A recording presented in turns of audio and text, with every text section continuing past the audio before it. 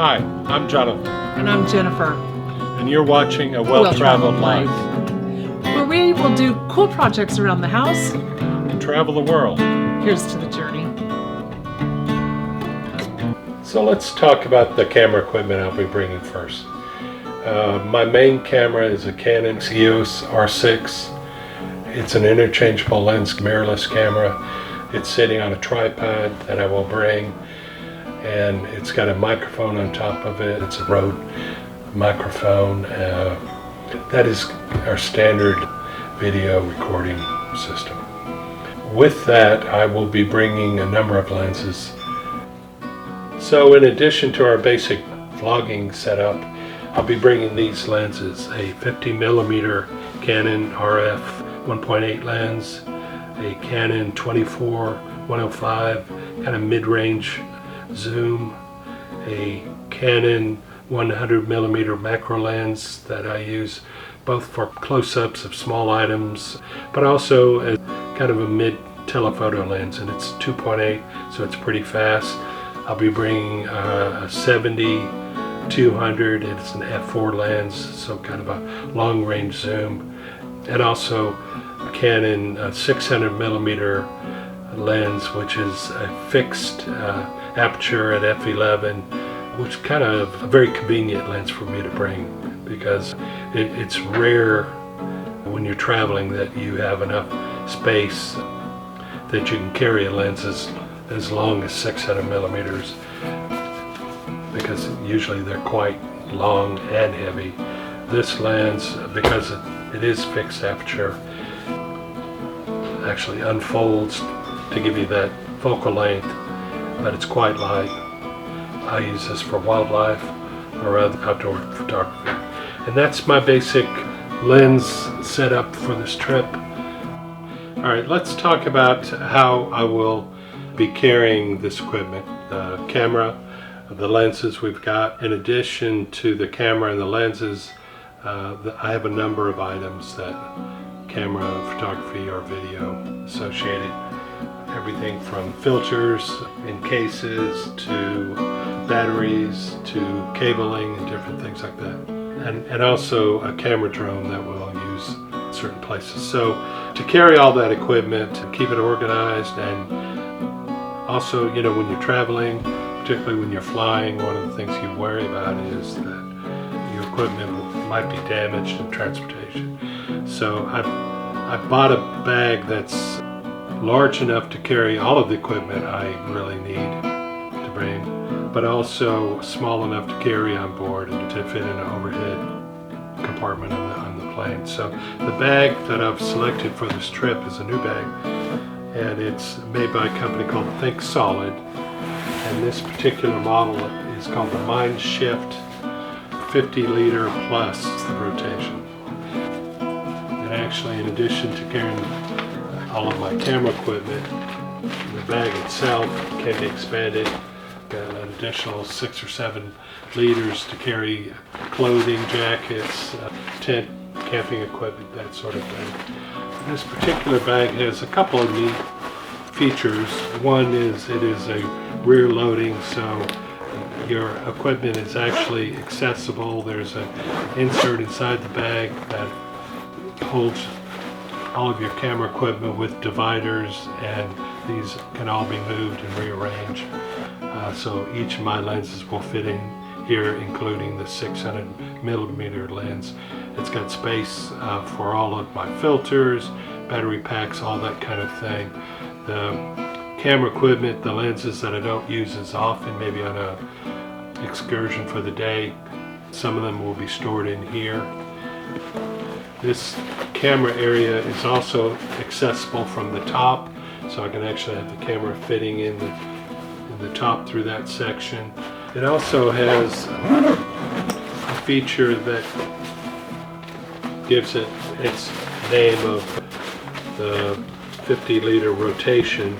A unique feature of this pack is, while you have the normal ways of accessing your equipment by opening the pack up and getting it either from the top or the back behind my back, it also has a feature that allows you to, on the move, if you decided you needed to take a photograph, you can pull a lever back here in the back, opens a flap, and then rotate about a 13-liter camera bag that you can access. Have your camera actually right there and 3 or 4 lenses with it, filters.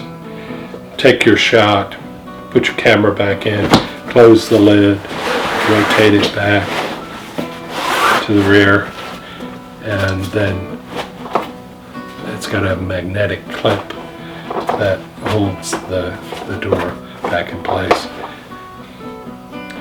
which is kind of a unique feature of this bag.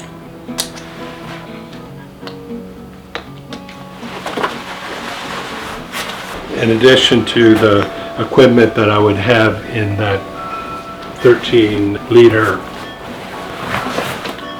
rotating pack, which can also be removed from the bag, so that if I'm in port someplace and I'm just going to take maybe my main camera and 1 or 2 other lenses, I can actually remove this small fanny pack and just wear it by itself. But in addition to that, the backpack, it's got all kinds of pouches for filter cases, and so my approach to things like cabling and battery chargers and extra batteries for my drone or my cameras is I have small cases that fit in all these pouches. This camera insert in there can be approached from the top of the bag. There's another area up here. There's a flap and a zipper flap, but you can actually, if you have your maybe an extra camera body or your drone or something, you can get that off the top. The 50-liter plus part I talked about is this expansion area, so this adds another 6 or 7 liters to the bag. But when it's not needed, that folds down and allows you, to fit the bag on an overhead bin on an airplane. So excited about this bag, and really, again, I was looking for something that would hold all of my equipment, but also hold some clothing and other items as part of my equipment and clothing that I'm going to be bringing on this trip. I'd like to talk a little bit about clothing. I'm not going to give you an exhaustive list of what I try to pack, but most of the 4 months will be someplace where we have access to laundry, washing machines, and that certainly helps me in terms of not having to bring too much in terms of clothing. Just some general things I tend to think about is I tend to bring darker clothes just because they show less dirt or wear. I have looked over the years and tried a couple of brands of clothing that is really made for travel. They usually are made from fabrics that dry quickly if they get wet, or that don't show a lot of wrinkling coming out of the washer. And there are many good brands out there. There are many lines that kind of specialize in travel clothing. Some of them can be quite expensive. One of the brands I have found that has all of those qualities that isn't terribly expensive is a brand called Weatherproof, and it's available online but also at places like Walmart and Sam's. I thought I'd just share a couple of different types of pants that they carry that I use a lot. One is Weatherproof brand, and it's kind of a brushed denim pair of pants that are a little dressier than wearing jeans. This is an example. Very soft, very flexible. I wear these a lot. The things I like is it's got some extra pockets. It's got like on the leg, it's got a zippered pocket. I'm wearing a pair right now, but on the side, some of them it's the zipper runs a long way, but you can put like it'll hold a phone or a wallet or something like that. And if you're walking in a crowd or someplace where maybe you're concerned about safety or whatever, I'll put my wallet in there or something. It's not an obvious place that somebody would look. So that is one example, and probably I wear these 70-80% of the time. If I'm wearing long pants, I'm probably going to have these comfortable both when it's hot or cold. The same company makes a pant in the Weatherproof line that is slightly different material, and I don't know if you can hear that difference. They're not terribly shiny, but a little slicker. They're definitely more waterproof, and I would wear these if I was in an area that we might experience some bad weather, particularly rain or something like that. From a distance, they look identical. They're styled about the same as the brushed denim ones, but it's just a little bit water repellent. And again, have some extra storage pockets, including a zipper kind of security pocket by the back pocket that you can put a passport or your wallet.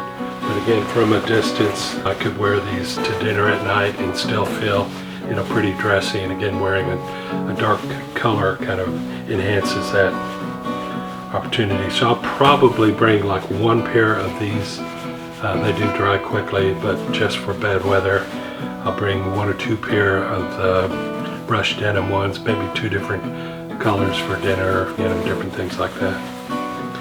The third kind of pant that I'm bringing is really like for Arctic conditions or really bad weather, and they're designed by a company called Arctic, and they can be worn as an outer layer of pants over another pair of pants. We bought them in a size that I can do that'll fit over another pair of pants. They have some Velcro straps on the side that allow you to kind of tighten them up. Got some extra pockets on the outside, and they are both lined on the inside, kind of a double or triple layer in there, waterproof, and combined with a waterproof jacket would get me in through climates like when we're going to be up in the Arctic Circle or something like that. For a jacket, about this jacket, which is made by a company called Universo. It's just a very heavyweight, down-filled jacket, lining, hood, lots of extra storage pockets. Probably could wear that over a couple layers, maybe even some kind of a fleece jacket underneath it or something like that. That's kind of my gear, clothing-wise, for all the weather conditions that we anticipate having. In addition to that, I wear, as kind of the bottom layer, I wear a lot of dry knit t-shirts, and I have these in a range, again, mostly dark colors. They're a synthetic material that feels very comfortable. You can go to the gym in these. On a hot day, someplace we're walking around in port, I might be able to get by just wearing this as a t-shirt. Wear it to the gym. On a bad day, this would be probably one of my bottom layers, this with a fleece jacket over it, with one of these heavier coats or something over there. I have these in a number of colors, and wash and dried them in the sink in places where we didn't have access to a laundry, but these are kind of some of my go-tos. When we're traveling, I'm wearing sneakers or some comfortable shoe just for hiking around. 2 or 3 pair of really, they're either running shoes or hiking shoes that are just comfortable, that they do double duty in the gym or just walking around town. But for the Arctic area, I have got a pair of these boots. They're fleece lined and well insulated, and want to make sure that I'm prepared if we go into an area with snow and ice and really cold temperatures. I have to wear compression socks because of a medical condition that I have. I have found, though, in a really positive way, one, I don't mind wearing these at all. They're go to right below my kneecap. I have found that whether I'm going to the gym, yes, I wear them when I'm going to the gym, or just walking around on shore, hiking, or doing sports or something like that, it gives me more support. I feel they're almost like they're giving me more energy. I think it kind of enhances whatever I'm doing. If you've never worn these, you don't have that experience, but my initial concern was maybe because they are kind of tight when you put them on, that it might be fatiguing, or at the end of the day I would feel like I couldn't wait to take them off. But the reality is I don't feel that way. I actually feel like, oh, I've got good support all day. And if I'm layering, if we're in some difficult weather, it's just one more layer under my pants that is actually, giving me some warmth. The other thing I want to mention is on the clothes, that all of these weatherproof pants, and that I'm saying weatherproof as the brand, but also it's not just from rain. The weave is a little bit tighter, and I feel like in windy conditions, like if we're out hiking or we're out on water or in a small boat or something like that, or kayaking, that the weather protection extends to that. I get hit by a wave or something like that, it's offering me some water resistance. If they do get wet or I get wet, all of these fabrics are designed to dry quickly, and so I'm not sitting in wet cotton right up against my body. They do dry quickly and offer that kind of protection. So that's part of the reason why I've chosen these fabrics and these particular brands for my travel. So that's kind of an overview of my clothing for this trip.